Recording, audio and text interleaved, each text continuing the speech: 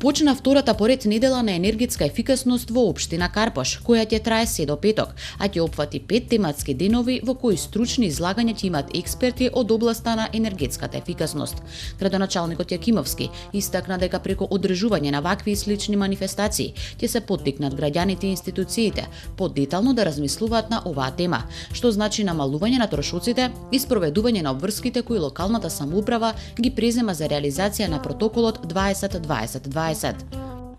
Ова се втори поред денови на енергетската ефикасност, веќе ова е недела на енергетската ефикасност, во кои што ќе бидат презентирани достигнувањата на општина Карпош во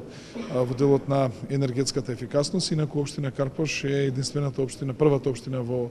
Македонија која што има веќе 2 стратегии донесено за енергетска ефикасност и е водечка општина токму во овој дел. Сметаме дека заштитата на енергијата, дека енергијата која што